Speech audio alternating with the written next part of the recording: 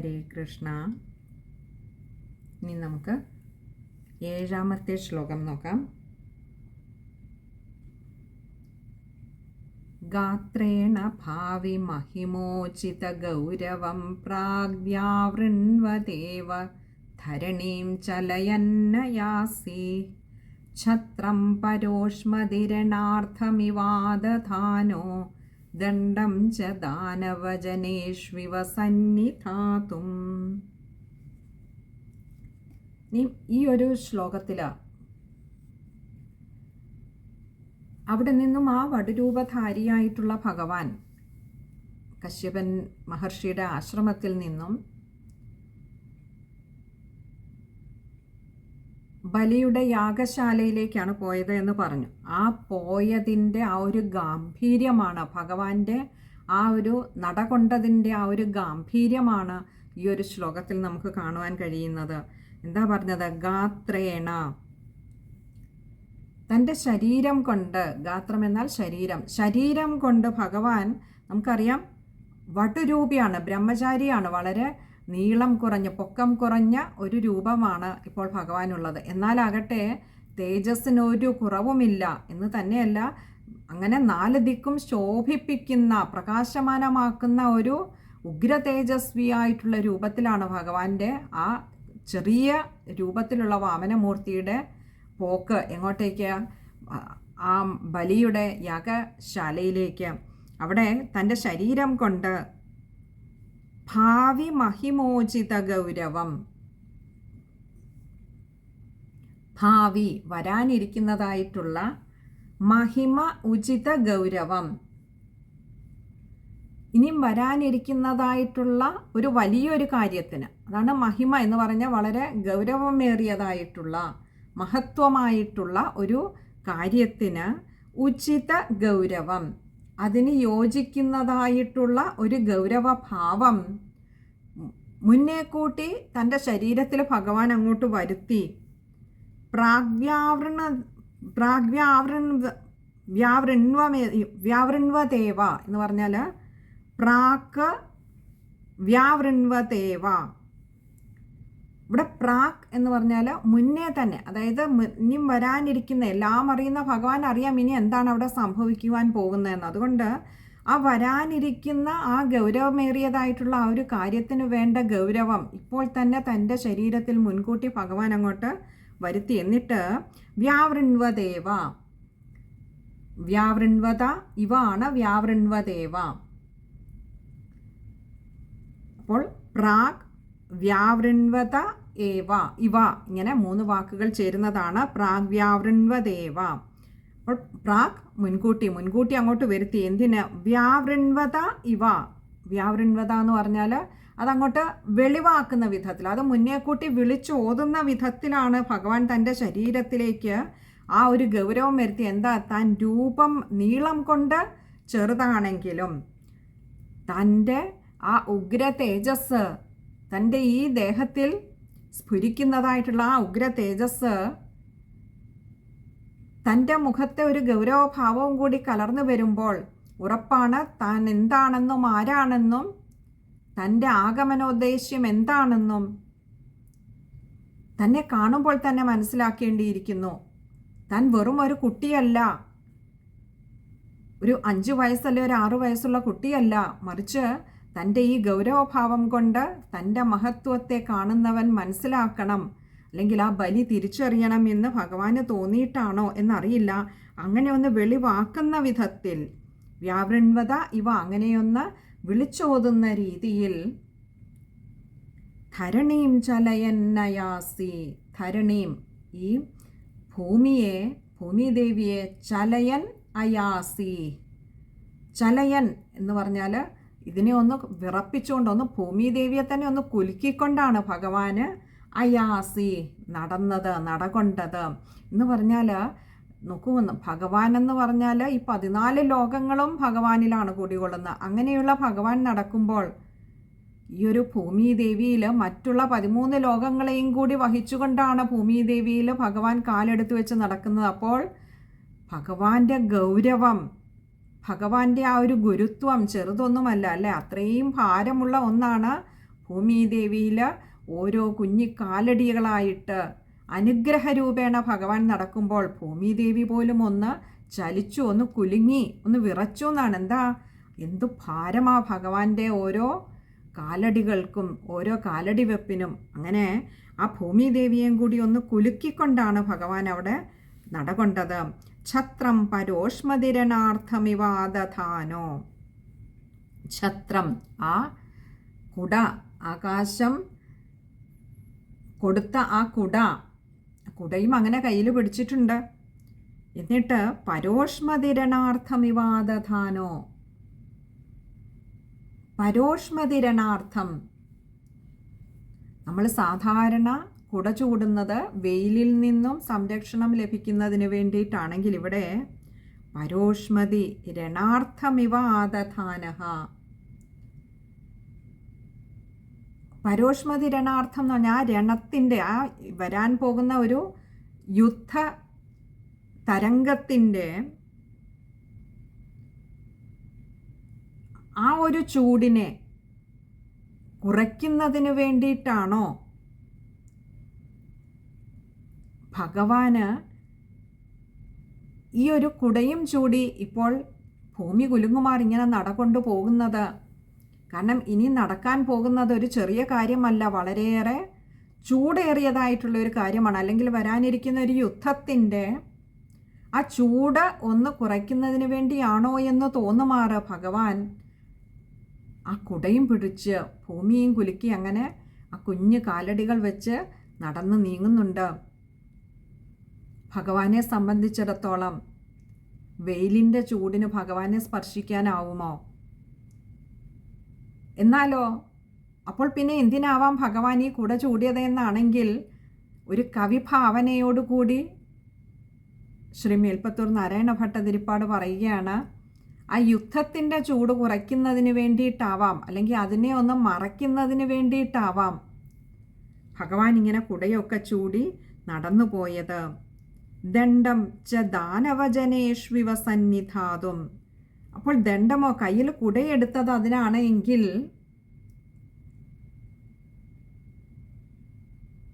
ദണ്ഡം, കയ്യിലൊരു ദണ്ഡമുണ്ടായിരുന്നല്ലോ, ആ ബ്രഹ്മചാരികൾ കയ്യിൽ കൊണ്ട് നടക്കുന്ന ആ ദണ്ഡമുണ്ടല്ലോ, ആ ദണ്ഡം എടുത്തത് എന്തിനാ? ദാനവജനേഷ്വിവ. ദാനവജനേഷു ഇവ, ഇങ്ങനെ രണ്ട് വാക്കുകൾ ചേരുന്നതാണ് ദാനവജനേഷ്വിവ. ദാനവജനേഷു, ദാനവന്മാരെന്ന് പറഞ്ഞാൽ അസുരന്മാർ. ദാനവജനേഷു, ആ അസുരഗണങ്ങളിൽ, ആ അസുരന്മാരിൽ ഇവ സന്നിധാതും. ഇവ എന്ന് പറഞ്ഞാൽ ഇപ്രകാരം എന്ന് തോന്നും വിധത്തിൽ ഈ അസുരന്മാരിൽ സന്നിധാതും, അവരെ ഒന്ന് ഒതുക്കാനാണോ മെരുക്കാനാണോ അവരിൽ പ്രയോഗിക്കുവാനാണോ അവരെ ശിക്ഷിക്കുവാനാണോ എന്ന് തോന്നുമാറ് കയ്യിലൊരു ദണ്ഡവും കയ്യിലുണ്ട്. നോക്കൂ, ഭഗവാന്റെ ആ ഒരു വരവിനെ എത്ര മനോഹരമായിട്ടാണ് ഇവിടെ ശ്രീ മേൽപ്പത്തൂർ നാരായണ ഭട്ടതിരിപ്പാട് നമ്മളെ വരച്ച് കാണിച്ചു തരുന്നത് അക്ഷരങ്ങളിലൂടെ. അപ്പോൾ കയ്യിലുള്ള കുട, ഭഗവാന് വെയിലൊന്നുമില്ല, പക്ഷേ ഭഗവാൻ കുട ചൂടിയിരിക്കുന്നത് മഹാബലിയിൽ നിന്ന് പ്രത്യക്ഷത്തിൽ ചിലതൊക്കെ ഒന്ന് മറയ്ക്കാനല്ലേ എന്ന് ചോദിക്കുകയാണ്. എന്താ? വരാൻ പോകുന്ന ഒരു യുദ്ധത്തിൻ്റെ ചൂട് തൽക്കാലം ഞാനൊന്ന് മറച്ചു പിടിച്ചേക്കാം, വലിയ അങ്ങയെ ഒന്ന് പറ്റിക്കുകയാണ് എൻ്റെയും ലക്ഷ്യം എന്നുള്ള ഭാവത്തിലാണ്, ഒരു കുറുമ്പ് കാട്ടുന്ന പോലെയാണ് ഭഗവാന്റെ വരവ്. അല്ലെങ്കിൽ ഇങ്ങനെയൊരു വടുരൂപം ധരിച്ചു ഭഗവാൻ എന്തിനാണ് ബലിയുടെ മുൻപിലെത്തിയ? ഭഗവാന് എല്ലാം ഒരു ലീല. എന്നാലാകട്ടെ ആ വടുരൂപത്തിലും എല്ലാ വൈഷ്ണവ ചിഹ്നങ്ങളും ഉണ്ടായിരുന്നു എന്നുള്ളതും ശ്രദ്ധേയമാണ്. അതായത് കണ്ടാൽ തന്നെ മനസ്സിലാകും ഇതാരാണ് ഈ വന്നിരിക്കുന്നത് എന്ന്. എന്നാലോ ചില മറച്ചുവെക്കലുകൾ, ചില കുറുമ്പുകൾ ഭഗവാൻ ആ രൂപത്തിലും വരുത്തി. എന്താ? കുട മറച്ചു പിടിക്കുക, യുദ്ധത്തിൻ്റെ ചൂട്. മഹാബലിയെ അങ്ങൊന്നും അറിയുന്നില്ല കേട്ടോ, വരാൻ പോകുന്ന ഒരു യുദ്ധമാണ്, ഞാൻ അതിനാണ് കുട പിടിച്ചിരിക്കുന്നത് എന്നുള്ള ഭാവത്തിൽ.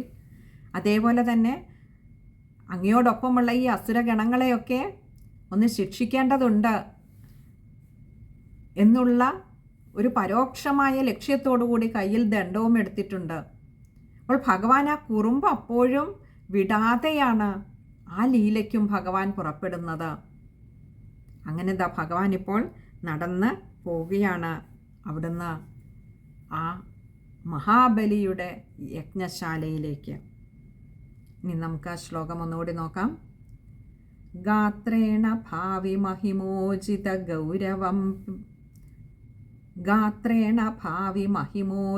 ഗൗരവം പ്രാഗ്വ്യാവൃണ്വദേവ ധരണീം ചലയന്നയാസി ഛത്രം പരോഷ്മതിരണാർത്ഥമിവാദധാനോ ദണ്ഡം ച ദാനവജനേഷ്വിവ സന്നിധാതും. ശ്ലോകം വായിക്കുമ്പോൾ ശ്രദ്ധിക്കേണ്ട കാര്യങ്ങൾ: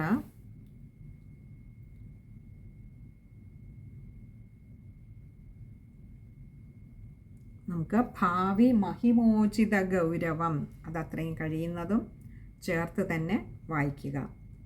ഒന്ന്. രണ്ടാമത് പ്രാഗ്വ്യാവൃണ്വദേവ, അത് കഴിയുന്നതും ചേർത്ത് വായിക്കുക. ഇനി അങ്ങനെ വായിക്കാൻ പറ്റാത്തവരാണെങ്കിൽ പ്രാഗ് എന്ന് മുകളിലെടുത്തിട്ട് രണ്ടാമത്തെ വരിയുടെ ആദ്യം വ്യാവൃണ്വദേവ, അവിടെയും കഴിയുന്നതും തെറ്റുകൂടാതെ വായിക്കാൻ ശ്രമിക്കുക. വ്യാവൃണ്വത ഇവ ആണ് വ്യാവൃണ്വദേവ. പിന്നെ അടുത്തത് ചലയന്നയാസി, അവിടെ ചലയൻ അയാസി ആണ്. അതുകൊണ്ട് ന എന്ന അക്ഷരത്തിന് അകാരം കൊടുത്തും വായിക്കണം. അവിടെ കൂട്ടക്ഷരമാണ്, അപ്പോൾ ന കട്ടിയിൽ ഉച്ചരിക്കുകയും വേണം. അതേപോലെ തന്നെ ചലയന്നയാസി, അവിടെ ഇകാരം നീട്ടിയെടുക്കണം, പകുതി ഹകാരത്തിൽ വായിക്കുകയും വേണം, വിസർഗവുമുണ്ട്. മൂന്നാമത്തെ വരിയിൽ പരോഷ്മതി രണാർത്ഥമിവാദധാനോ, അവിടെ അതത്രയും ചേർത്ത് തന്നെ വായിക്കാൻ ശ്രമിക്കുക. അതേപോലെ പരോഷ്മതി രണാർത്ഥം ഇവ ആദധാനോ ആണ്. അതുകൊണ്ട് പരോഷ്മതി രണാർത്ഥം ഇവ ആദധാനോ, അകാരം നീട്ടിയെടുക്കണം, മായുടെ ഈ കാര്യവും ശ്രദ്ധിക്കുക. പിന്നെ അടുത്തത് ദാനവജനേഷ്വിവ, ദാനവജനേഷു ഇവ ആണ്, ജനേഷ്വിവ, അതും ശ്രദ്ധിച്ച് വായിക്കുക. ഇത് ഇത്രയും കാര്യങ്ങളാണ് ആ ഒരു ശ്ലോകം വായിക്കുമ്പോൾ ശ്രദ്ധിക്കേണ്ടതായിട്ടുള്ളത്. അടുത്തത് 8ാമത്തെ ശ്ലോകമാണ്. താം നർമ്മദോത്തരതടേ ഹയമേധശാലാമാസേ ദുഷിത്വൈരുചാ തവരുദ്ധനേത്രൈഃ ഭാസ്വാൻ കിമേഷ ദഹനോനു സനത്കുമാരോ യോഗീനു കോയമിതി ശുക്രമുഖൈശ ശങ്കേ. വളരെ മനോഹരമായിട്ടുള്ള ഒരു ശ്ലോകമാണിത്.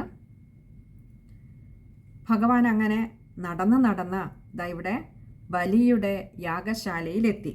ഇനി അവിടെയുള്ള കാര്യമാണ് പറയുന്നത്.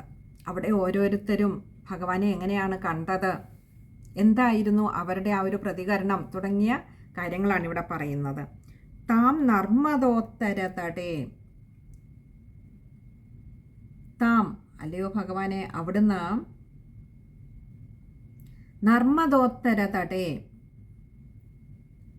നർമ്മദാ നദിയുടെ ഉത്തരതടേ വടക്കു തീരത്തുള്ള ഹയമേധശാലാമാസേദുഷി, ഹയമേധശാലാം ആസേദുഷി, ഇങ്ങനെ രണ്ട് വാക്കുകൾ ചേരുന്നതാണ് ഹയമേധശാലാം ആസേദുഷി. ഹയമേധശാലാം, ഹയമേധ എന്ന് പറഞ്ഞാൽ അശ്വമേധ, ഹയം എന്നാൽ അശ്വം, ഹയമേധം അശ്വമേധം, ഹയമേധശാല അശ്വമേധശാലയിലേക്ക്, ആ യാഗം നടക്കുന്ന ശാലയിലേക്ക് ആസേദുഷി, ഭഗവാൻ അങ്ങനെ നടന്നടുത്തു വരുമ്പോൾ ഭാസ്വാൻ കിമേഷ ദഹനോനു സനത്കുമാരോ, ഭാസ്വാൻ, ഭാസ്വാൻ എന്ന് പറഞ്ഞാൽ സൂര്യനാണ്. കിമേഷ, കിം, ഏഷ ആണ്, കിമേഷ കിം, ഇത് എന്താണ്, ആരാണിത്? ഏഷ, ഈ വരുന്നത് ഇതാരാണ്? ഭാസ്വാൻ, സൂര്യനെ പോലെ തോന്നിപ്പിക്കുന്നുവല്ലോ. സൂര്യനാണോ ഈ വരുന്നത്? അതോ ദഹനോ, അഗ്നിദേവനാണോ? ഇനി അതുമല്ല അനു, സനത്കുമാരോ, സനത്കുമാരാദി മഹർഷിമാരാണോ ഈ വരുന്നത്? കാരണം പൊക്കം കുറവാണ്. കണ്ടിട്ട് ഇനി സനത്കുമാരാദി മഹർഷിമാരാകാനും വഴിയുണ്ട്. അതുകൊണ്ട് തന്നെ അപ്പോൾ ഇവിടെ ആ സഭയിൽ, യജ്ഞശാലയിൽ കൂടിയിരുന്നവർക്കൊക്കെ ആകെ ഒരു സന്ദേഹമായി. ഇത്രയും തേജസ്വിയായിട്ടുള്ള ഒരു ബ്രഹ്മചാരിയെ മുൻപ് കണ്ടിട്ടേയില്ല.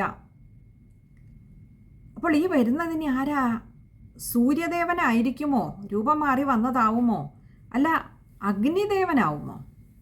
ഇനി അതുമല്ല, സനത്കുമാരാദി മഹർഷിമാർ തന്നെ ആവുമോ വന്നത്? യോഗീനു കോയമിതി ശുക്രമുഖൈശങ്കേ. യോഗീനു കോയം, യോഗി നു കഹ അയം ആണ് കോയം. യോഗി, നീ യോഗികളായിട്ടുള്ള ആരെങ്കിലും, ഏതെങ്കിലും യോഗീശ്വരന്മാർ, ഇപ്പോൾ സനൽകുമാരാദി മഹർഷിമാരാവാം. ഇനി അതല്ല മറ്റേതെങ്കിലും യോഗീശ്വരന്മാരാണോ? കഹ അയം, ഇതാരാണ് ഈ വരുന്നത്? ആകെ സന്ദേഹമായി ഇപ്പോൾ ആ യജ്ഞശാലയിൽ ഇരുന്നവർക്ക്. കോയം ഇതി ആണ്, കോയം ഇതി. ഇതി എന്ന് ശുക്രമുഖൈശങ്കേ. നോക്കൂ, യജ്ഞശാലയിൽ ഇരുന്നവർക്ക് മാത്രമല്ല ആ സന്ദേഹമുണ്ടായത്, ശുക്രമുഖൈശങ്കേ. ശുക്രാചാര്യരുടെ മുഖത്ത് നിന്ന് പോലും ഈ സന്ദേഹം ഉണ്ടായി.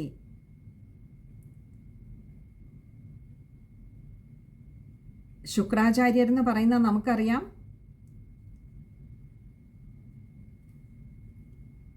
ആ അസുരന്മാരുടെ കുലഗുരുവാണ്.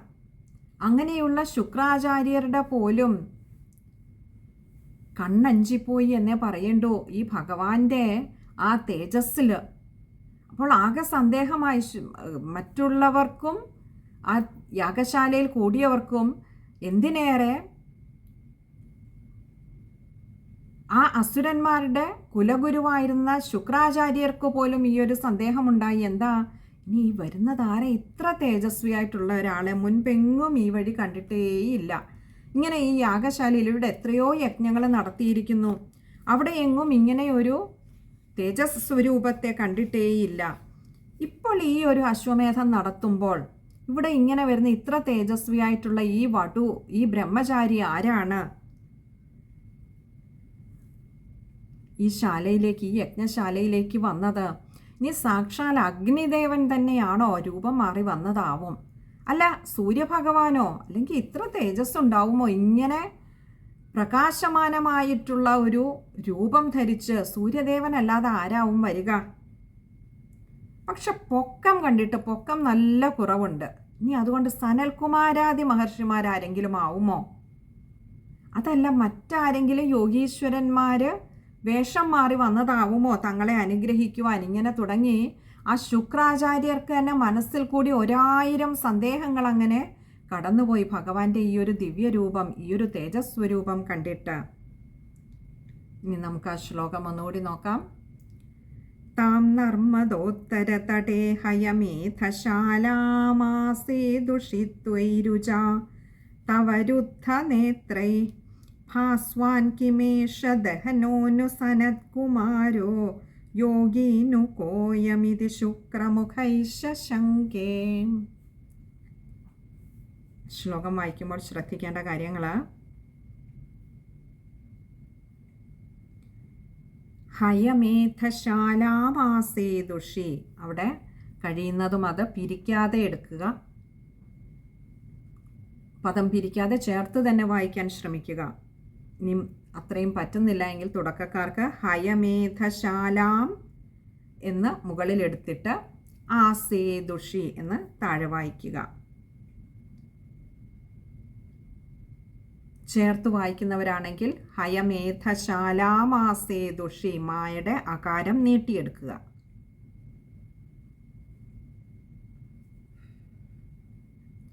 അടുത്തത് രുദ്ധനേത്രൈ,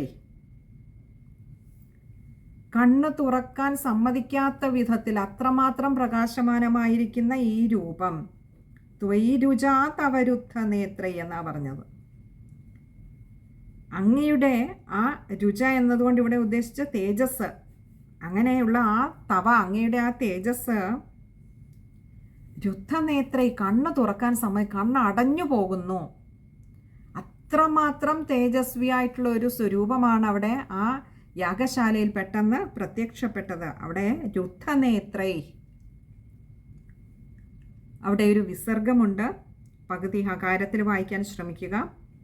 പിന്നെ അടുത്ത കോയം, അവിടെ ഓകാരം നീട്ടിയെടുക്കുക. അതുപോലെ കോയമിതി, കോയം ഇതിയാണ് മായുടെ ഇകാരം, ശ്രദ്ധിക്കുക. പിന്നെ അടുത്തത് ശുക്രമുഖൈ ശശങ്കേ, അവിടെ ആദ്യത്തെ ശ കൂട്ടക്ഷരമാണ്. ശശങ്കേ എന്ന് പറയുന്നിടത്ത് അവിടെയും ശ്രദ്ധിക്കുക. ഇത് ഇത്രയും കാര്യങ്ങളാണ് ആ ഒരു ശ്ലോകം വായിക്കുമ്പോൾ ശ്രദ്ധിക്കേണ്ടതായിട്ടുള്ളത്. ഇനി അടുത്തത് 9ാമത്തെ ശ്ലോകമാണ്. അത് നമുക്ക് അടുത്ത സത്സംഗത്തിൽ കാണാമെന്ന് കരുതുന്നു. ഹരേ കൃഷ്ണ.